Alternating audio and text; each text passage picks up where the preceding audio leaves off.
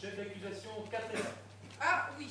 Pour les deux chefs d'accusation suivants, la défense a jugé bon de rapprocher les deux scénettes d'illustration. La défense estimant que leur juxtaposition en renforce les faits. Chef d'accusation numéro 4, les femmes n'ont aucun talent pour raconter des histoires drôles. Et chef d'accusation numéro 5, un incontestable génie pour torpiller leurs hommes lorsqu'ils tentent de sauver leur histoire. Constitution des faits. Monsieur et Madame D ont été invités par le couple, leur nouveau voisin. Madame D prend la parole. Alors, c'est l'histoire d'un Allemand, d'un Belge et d'un Français. Déjà, notez bien le niveau de la blague. À peine au-dessus de l'histoire de Toto. Tu te souviens, chérie, la blague de Jean-Pierre?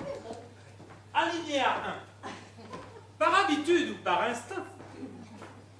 Aussi sûrement que celui qui monte à l'échafaud sait qu'il va se faire couper la tête. Les femmes savent, dès qu'elles commencent à raconter une histoire, qu'elles vont vers le bide. Alors, immanquablement, elles prennent appui sur un de leurs proches, qu'elles vont entraîner dans la chute. Et, presque toujours, c'est un homme. Elle est drôle à cette blague. Alors, c'est l'histoire d'un Allemand, d'un Belge et d'un Français qui construisent chacun un pont.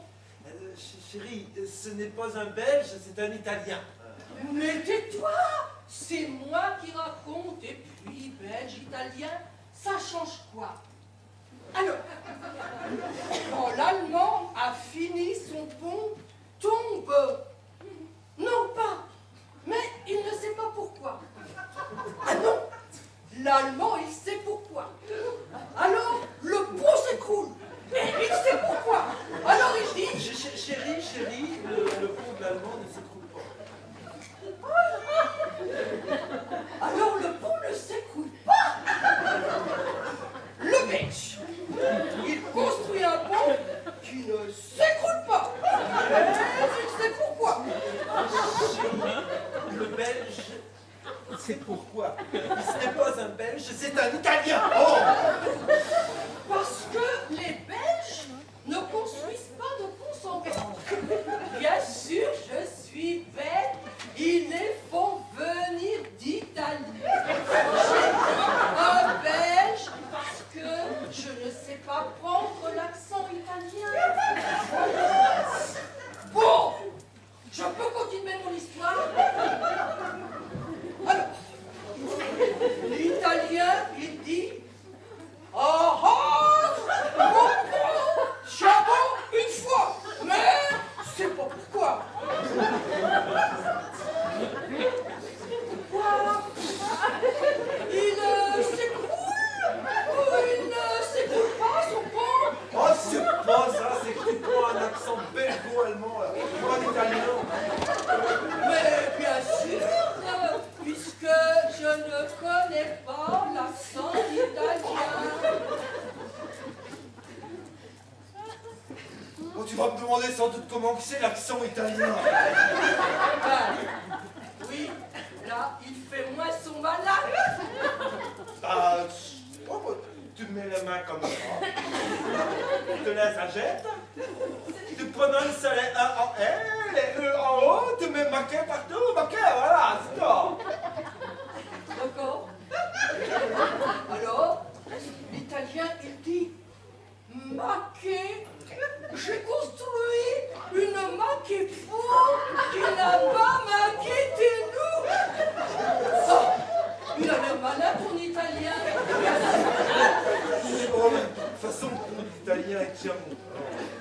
Eh bien, c'est ce que je disais.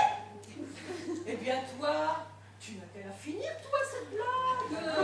Puisque monsieur est si fort.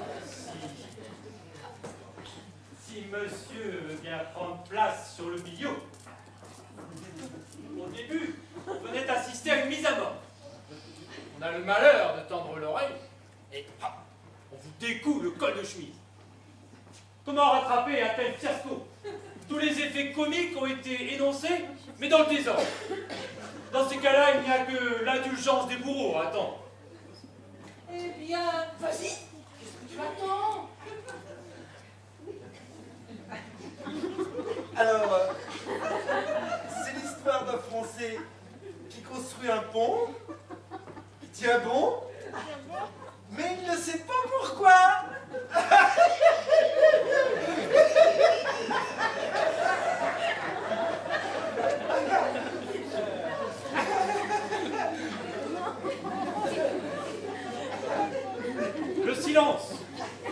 Le silence du bide.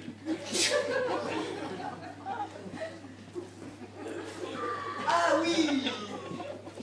Non, elle est très drôle votre blague. Et en plus, vous faites très bien l'accent français. Alicia, elle est très drôle votre blague. Évidemment, là, vous n'avez pas très bien raconté. Mais je la connaissais déjà. La première fois, elle m'avait fait beaucoup rire. La deuxième fois, forcément, on rit moins. Remarquez, c'est avec un Allemand, un Belge et un Polonais. Enfin, ça ne change pas grand-chose. Est-ce que quelqu'un d'autre a traduit des scènes? Et elle dit ça à qui? Au mari qui n'y peut rien. Lui qui justement repeignait les murs en plein tremblement de terre. Ici, elle est très drôle. L'indulgence des bourreaux qui vous ferment délicatement les yeux après vous avoir coupé la tête. Évidemment, là, vous n'avez pas bien raconté. La tête dans la panière. Est-ce que quelqu'un reprendra des essais? Le bonbon, le couvercle sur le panier. Qu'y a-t-il à rajouter à pareille démonstration, exécutée avant d'avoir été jugée? J'entends très bien l'histoire que cette femme aurait dû raconter pour plaire aux hommes. Quelque chose dont le début serait du genre... c'est un gynécologue et un gardien de but qui achète des gants. Ou encore, ces trois PD qui s'en vont au bois et là il y en a un qui pète. Bref, autant de délicatesse de comptoir que de finesse de vestiaire. Excusez-nous de ne pas goûter au même humour que vous et de ne pas posséder cette expérience de convivialité masculine. Mais détrompez-vous, cher maître, hommes et femmes, nous partageons le même humour, excepté peut-être une certaine tranche d'humour que vous avez si poétiquement rendue. Cependant, vous accorderez avec moi pour dire que l'humour est un vecteur de séduction auquel les femmes sont très sensibles, ce qui prouve qu'elles ont de l'humour. Mais là, il s'agit de la façon de raconter. En somme, une femme qui a le bon sens de l'humour est une femme qui sait rire aux plaisanteries des hommes et il vaut mieux pour elle qu'elle se limite à ça. Non, ne vous traitez pas de pensée aussi sectaire. D'ailleurs, j'encourage les femmes à venir me raconter des histoires drôles, car peut-être elles réussiront à me faire rire. Je vais juger.